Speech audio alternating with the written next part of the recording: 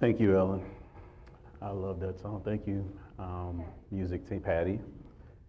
I really love that song. That's one of my favorite. So you guys picked a good one. I didn't even ask for that song, so it's just a perfect type thing that Spirit has going on all the time. It's like, Spirit, what are you up to? So how's everybody doing this morning? Good, good. Well, I'm so happy to be back here after a little over a year. I want to thank, first of all, Reverend Kira Bear for giving me the opportunity to speak this morning. Thank you, Reverend Kira, and I hope you feel well. I affirm nothing but healing energy for you. So I affirm the truth of who you are. So my morning talk is entitled Shelah, inside, outside, and beyond.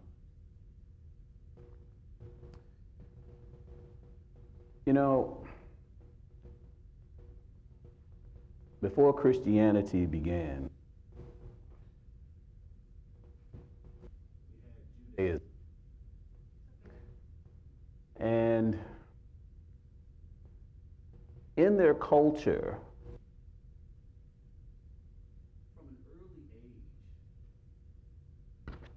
from an early age, the children were taught to question. They were taught from an early age, very little, the art of questioning.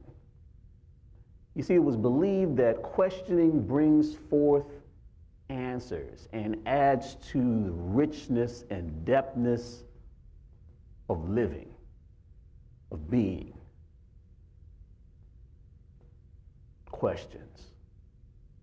Shelah means to question, to ask, to inquire, but it also means possessing a willingness to know. And I say that, I emphasize that because there are times when we ask questions and we don't really want to know the answers. So we are not open to receiving it. And so, before I truly begin, let us take a moment to do a visualization. I would like you to visualize that you are in an open space that is nothing but desert. It's barren. It's devoid of life. There's no water. There's no vegetation. And so, inquisitively, you look at a section on the ground and you think to yourself, is this so? And suddenly, instantaneously, you see something happening on the ground. You see vegetation begin to spring up from the area that you just recently questioned and begin to grow and bloom and flower. And so you stop and you look around and, So now you're in the barren wasteland with an area of vegetation. So then you look somewhere else. And every place you look around inquisitively, the same thing happens until eventually everything has been replaced. All of the barrenness, all of the emptiness, all of the no life has been replaced by life. Suddenly you're amongst an oasis, and there's water where you can take a cool drink. There's shade now where you can cover yourself.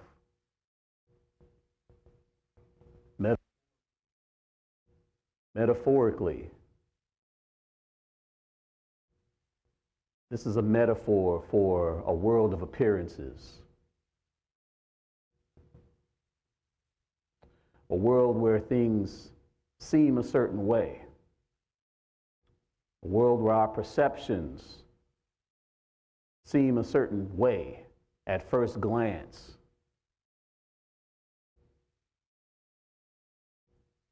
A world where our interpretations, we interpret things a certain way at first glance.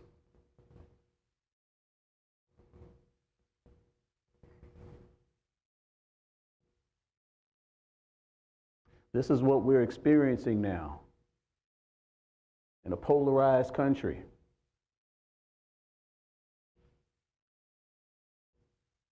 Where people are ready to go to war for their beliefs.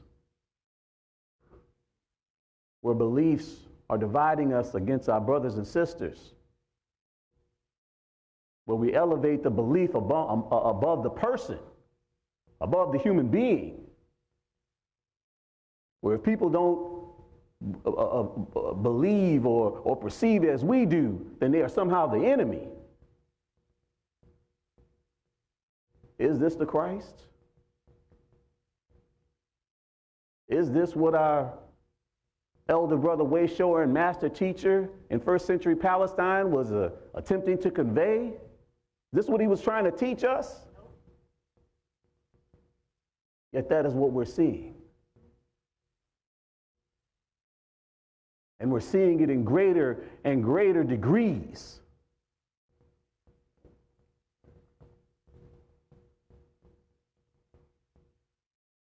In the book of Matthew, chapter 7, verse 7 through 8, it reads, "Ask, and it will be given you. Search, and you will find. Knock, and the door will be opened for you.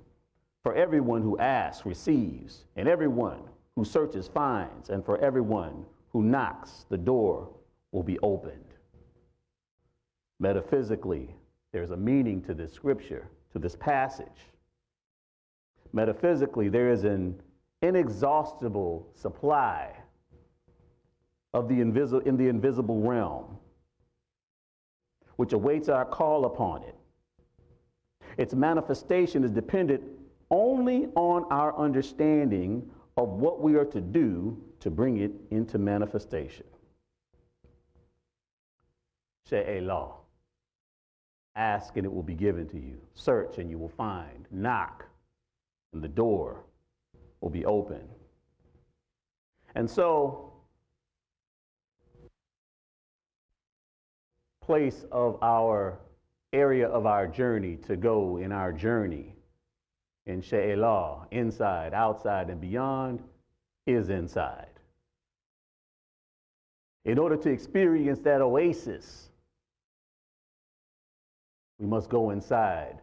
And in order to create the capacity for an oasis, we must have the courage to be able to be willing to question what we're perceiving, to be willing to question what we're interpreting, to be willing to question what we believe. Why is that? Well, to put it very simply, because many of our beliefs, interpretations, and perceptions are false. Are false.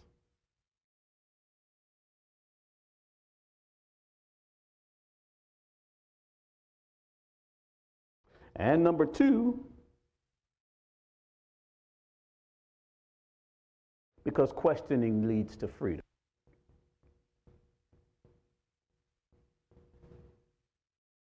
Now, we treat our beliefs almost like they're real estate. And so we are willing to defend them against any trespasser. We treat them like heirlooms, and so we receive them as an inheritance from our family. So this is how your grandpa thought, and this is how your daddy thought, and so we're handing this on to you.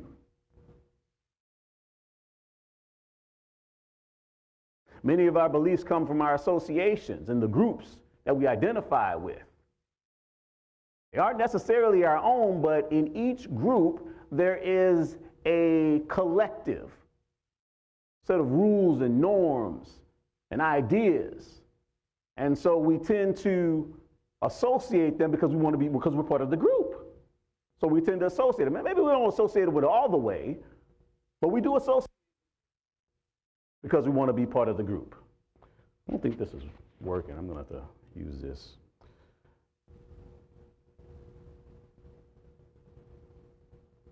But I'll tell you a little bit about beliefs. So I'm going to do a little bit about Beliefs 101, just a real quick breakdown about beliefs. Now, beliefs create what is called, what I like to call, a perpetual cocoon. On the most basic level, our beliefs consist of self-related ideas, what we think about ourselves. Now, these ideas were brought on, many of them from our early childhood, experiences. You know, maybe we had a sibling, maybe the sibling, we perceived the sibling got more attention than we did, so we now perceive ourselves less lovable than our sibling.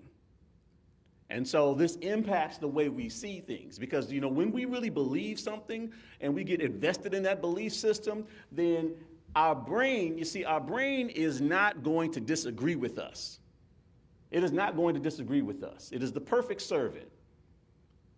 So it will then scan our environment and all the things that we interact, all the information that we receive into our brain, it then begins to filter them, and it will only return to our awareness that which coincides with our belief. The things that don't coincide with our belief, it will then begin to move that to the side, to the subconscious. So, what this does, and see, what this does is this creates a flawed system because we're already believing this anyway.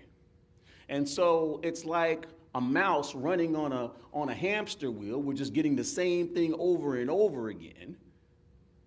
So we're getting information that's already been filtered, and then we're basing our decisions on what has already been filtered. And then after we make that decision, then we get confirmation that we're right. It is a cycle. It is a prison. So I'm going to read a little bit about beliefs. Beliefs affect an individual's perception of reality by creating filters that are applied at the beginning of the decision-making process to evaluate the facts. This perception of reality affects our conscious, affects our conclusions and decisions. These conclusions and decisions tend to reinforce the original belief. So what does that mean? Well, exactly what I said. So how do we get out of that perpetual hamster wheel? Exactly, to question. To question. Shelah, ask and it will be given to you. Search and you will find. Knock and the door will be open to you. You know, about a year before I entered into the ministry at Unity Worldwide, I remember I was looking at a magazine. And in this magazine, there were pictures of homes. And these were beautiful homes. I mean, just absolutely gorgeous homes. And they had these long driveways that led up to the homes. And then parked in front of these homes were these really nice cars that cost more than my home. And so I found myself getting a charge. I found myself giving whoever owned these homes labels: pretentious, ostentatious. I found myself getting upset from what I was seeing looking in a magazine. And so at that moment, maybe a little bit later, I experienced this split in consciousness where part of me was like me, but then another part of me was like a higher intelligence, like a higher self. And so this higher self was very patient and loving and asked me, Stephen, why are you upset over looking at a magazine? And so I was in my story, because this and that and this and that, and these people and wasting money and da-da-da-da-da-da, and, I had my story. But this higher intelligence wasn't fooled at all. Come on, Stephen. Come on. Why are you really upset about what you're seeing? And suddenly, like a light bulb, I experienced an epiphany that I felt unworthy of these things. I felt unworthy of having these things. I felt unworthy of having such lavish, nice things. And I didn't even realize it. I had no idea. All the time it was sitting there operating beneath the surface. I had no idea that it was there. And suddenly it was. I was like, oh my God. Suddenly it couldn't hide anymore. Suddenly it was like, I see you right there. It was like, hey, yep, been here the whole time. You didn't even know.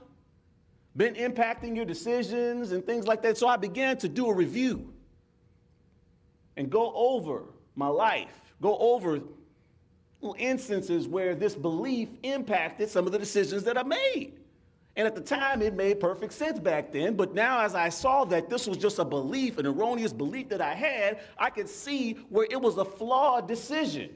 I was able to see clearly where this flaw was sabotaging things in my life. I had no idea. And so suddenly I began to think to myself, what else is working behind the scenes?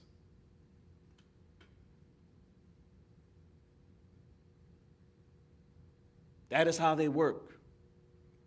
They make perfect sense at the time. They make absolute perfect sense. They have a breadcrumb logic. It speaks your language, and it makes perfect sense at the time.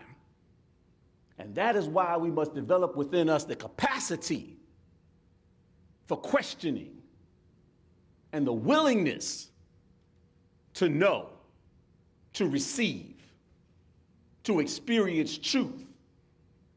Is that who I am? Am I truly unworthy? Is this real? Is this so? Just like looking at the desert, is this so? And that is how we begin to experience glimpses of an oasis in consciousness.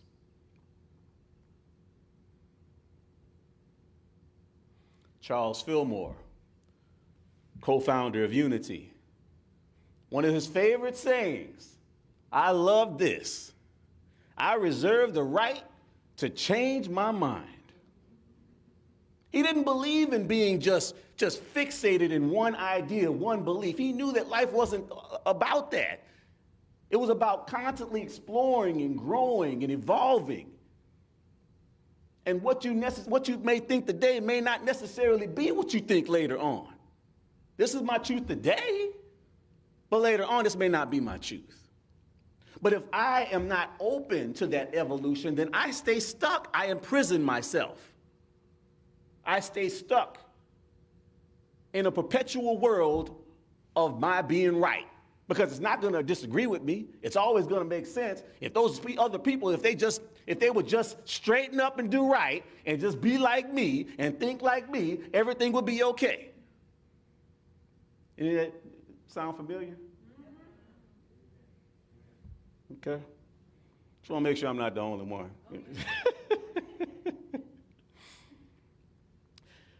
Charles Fillmore, he wrote, beware of the circumscribed idea of God.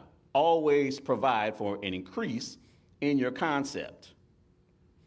Don't write down any law governing your conduct, your religious ideas. Be free and grow and expand. What you think today may not be the measure for your thought tomorrow. Shelah. Ask and it will be given you. Search and you will find. Knock and the door will be opened. So how do we free ourselves? Well, we have to question that little voice. There's a little voice that's constantly spinning a narrative for us. Now, this voice is connected to our unconscious beliefs. We don't know it, but it is. So we have to question that little voice. Because I want to explain something to you. Underneath all of that is an authentic self. Underneath this layer of beliefs that we have to peel back like an onion is an authentic self that is not limited in any way, shape, form, or fashion, that is waiting to express itself. And let me tell you about the authentic self. The authentic self is what we need in this world. That is the remedy. For anything that we're experiencing, the authentic self is the solution. It knows how to be what it is. And you know something? What the authentic self does, it inspires other people. It's like nourishment for people. So in order to step into truly being who we're meant to be, we have to be willing to question some of those things that are preventing us from showing all of our faces, all of our aspects, all of these beautiful aspects that are part of us, that we prejudge to be bad, that we prejudge to be not enough. No, it is enough. It is enough. If you do not believe it is enough, I invite you to question. And as we begin to free ourselves from the stranglehold of these beliefs that are inside, the way we perceive things, as we begin to free ourselves and begin to shine and show our luminescence,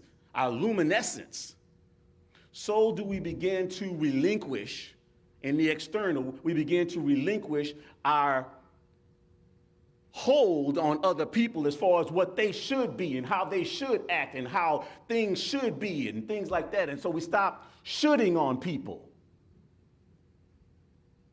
As we stop being a dictator with ourselves, we stop being a dictator to others in dictating our values onto them. So, where do we go with this information? Well, Shelah, also in the external, is also referring to the narrative that we get in anything that we experience in the media and things like that. So I would invite you to question. I would invite you to do that. I would invite you to be open to question and be open to receive the answers. Where do we go from here as far as Shelah beyond? Where do we go from here? Well, as I close out,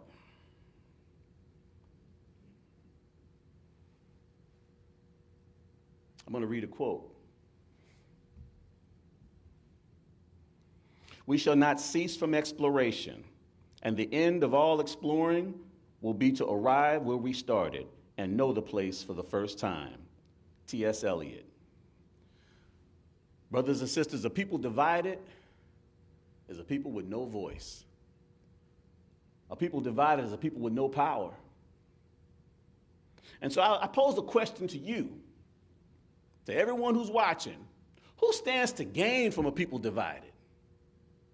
It's not me. It's not you. But somebody does. And I'm not here to give that answer. I'm not here to answer that for you. I'm here to allow you to go through your questioning, your series of questioning, to figure out who stands to gain from pitting you against your brother or sister for their beliefs.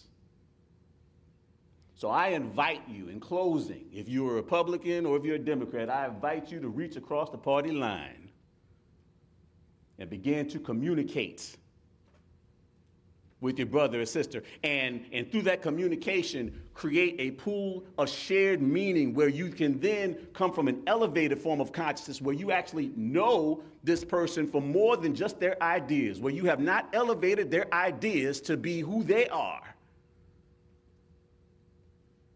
No matter where you are on immigration, no matter where you are on vaccination, I invite you to open up and reach out and communicate, because it's time for a change.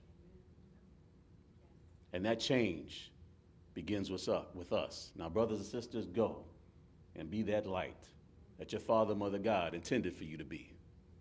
Thank you.